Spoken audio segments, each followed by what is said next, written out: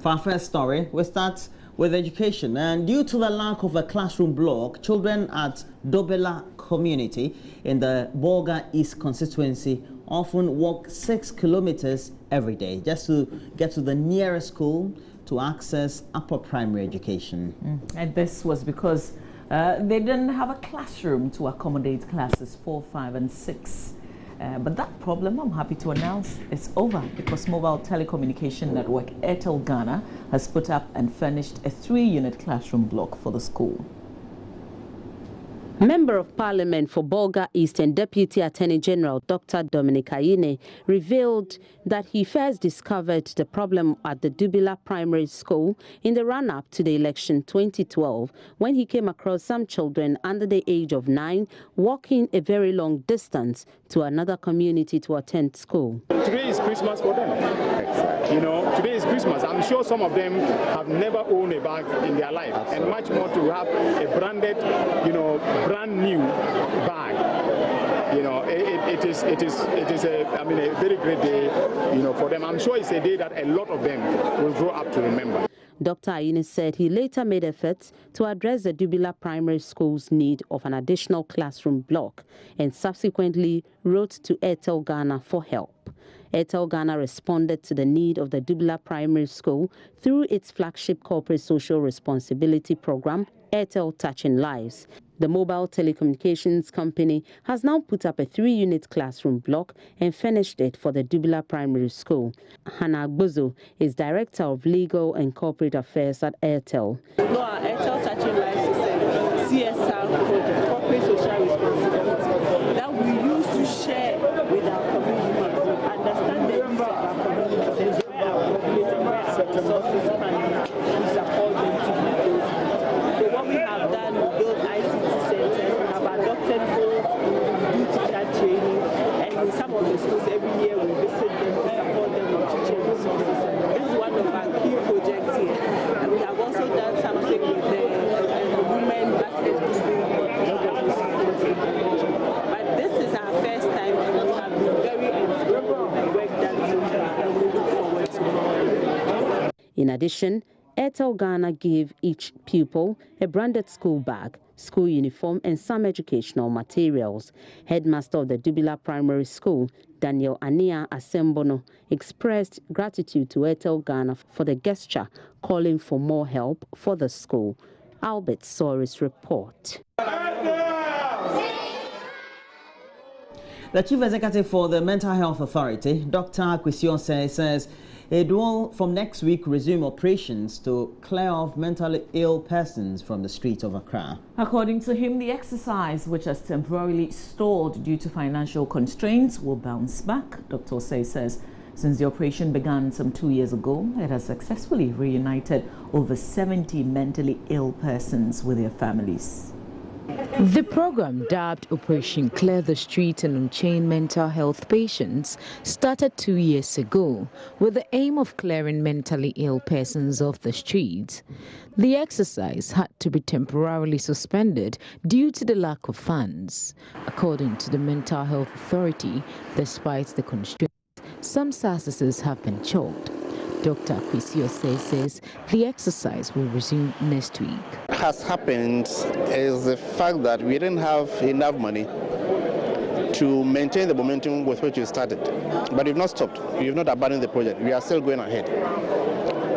Any moment from now, the next set of clearing will be happening. And as I said, because we didn't have money in between, that was a challenge. But we are trying to see how we can mobilize resources, funding, so that we will continue. Because the ultimate aim is to ensure that no mental ill patient is seen on the streets, vagrant, dirty, unkempt, and that kind of thing.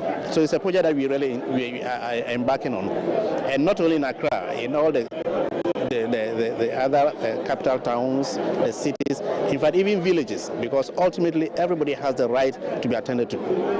I expect that anytime next week, in fact there is a proposal on the table now for just the next program, and that has been approved. So they'll be embarking on it any moment from, let's say, this week. When you take them off the streets, what happens to them? When we take them, we send them to the psychiatric hospitals. and treat them. We take small numbers at a time, treat them, get them to be well. How many of these ill people have we been successfully been able to integrate into the society? Since we started, about 70. An average of 500 mentally ill persons roam the streets of Accra and Tema. The Mental Health Authority says it will also carry out a national census of mentally ill persons in the country in order to help sustain its plan. Well, so far what we've been generally Accra, but what we've been doing is that those who are at prominent places where they stand to be in danger to the society or to themselves, those are the ones we take first. But ultimately anybody who is on the streets, mental ill, will be taken. We are going to do a national census of mentally ill throughout the world, throughout the country, in the next 1 or 2 months. And that will give us the exact picture of how many people are there. And then it will help us be able to strategize fully for them. Well, we hope the Mental Health Authority is very much successful with this very exercise when it resumes. One of the biggest threats to reducing maternal and child mortality in the Jirapa district of the Upper West region is a refusal by the people to do away with their socio-cultural practices. Some of these practices are not only obsolete but also inimical to the growth of the development of the community. The Health Service District Director for Jirapa, speaking at a commission of some new community-based planning and services compound, asked the people to find ways of modifying the cultural beliefs. Here's a report by Rafiq Salam. We used to walk long distance carrying our babies at our back. We get to the clinic tired, and when the nurses ask us to do any simple thing, we are easily angered. Middle-aged woman Balu Banyo Kwon recounted the struggle and the pain she and other women went through in the past at the Duru Enclave to access quality medical care. 4 communities, namely Guo, Pokore, Kure, and Tamapo, are close to each other but far away from the nearest health center located at Duru in the sub-district. When lumped together, they have a total population of a little over 1,500. To enable them access quality medical care, they have to walk over 10 kilometers to the Duru Health Center. They do that on bumpy roads, or in some cases, they have to walk on the mounds of their farms during the rainy season because the roads at that time are not accessible. However, all that has come to pass with the commissioning of a new community-based health planning and services CHIPS compound at Tamapo for the 4 communities.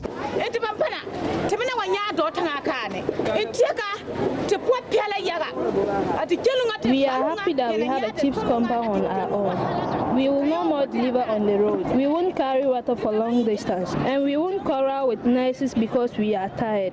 We want to thank the government and the people of Japan for this kind gesture.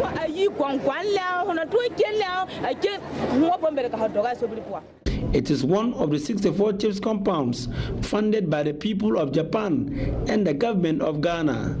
Greba, director of the Ghana Health Service, Phoebe Balagunyentimi, stated that the facility will help improve healthcare delivery in the district. She, however, urged the people to do away with negative and obsolete cultural practices. We try to look at the practices that they have, find out why they have such practices or cultural practices. There could be very good reasons. We all belong to communities, we all have our cultural practices, we have our beliefs and everything. We cannot completely do away with them. But the negative ones, all we need to do is what? Encourage them to modify them. For instance, in some communities, if a woman is pregnant, the first month or first 3 months of pregnancy, she's not expected to announce it. They have to perform certain rituals. Now what we are saying is that perform those rituals early enough to enable this person to come. Or if there is a way that this woman can come secretly and have access to the services without it being known to the community, and then later you can perform those rituals, fine, so that you don't step on their toes. District Chief Executive for Graba, Cletu Seru Dapla, enumerated plans of the government to build more CHIPS compounds in hard-to-reach areas in the district. It is our hope that those that have not gotten, we have zoned them. We have zoned, if you check, this one is serving a cluster of communities. So those communities, the other communities that haven't benefited, we have zoned those communities and plans are underway. For instance, 2 of the CHIPS compounds are nearing completion. We have earmarked to start 2 before July. So the rest that haven't gotten should be patient. We will soon come and deliver these services for them. Reporting for J News, Rafik Salam, Tamapuo.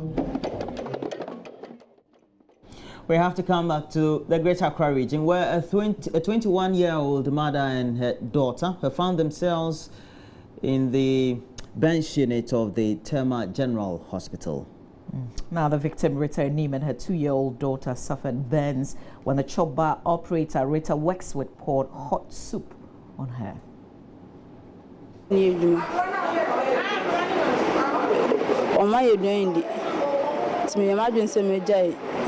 Narrating her ordeal to Joy News on her hospital bed, Rita Enim said she had worked with Charlotte, who poured the soup on her for the past 2.5 months. Her duty is to clean, prepare food, and sometimes serve patrons. She said initially she came into an agreement to collect her wages every 2 weeks. She realized it was not favoring her quest to save money, so she started collecting it every 3 days. Rita told Joy News the working conditions were not favorable, so she decided to call it quits.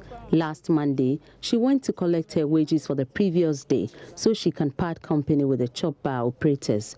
To her dismay, she was threatened by the manager of the chop bar with a knife for demanding her 7 cedis wage. Nansana ode mimpobo abemameno otompobo abeche minti menkofa ne chawetu no otobele meno embele nansana ode memede na yede amame. She told me to give her the slippers she bought for me before she would pay my 7 cedis. I followed her to her room to give her the slippers, but before I could turn away after giving it to her, she reached out for the bowl of soup and poured it on me and my daughter.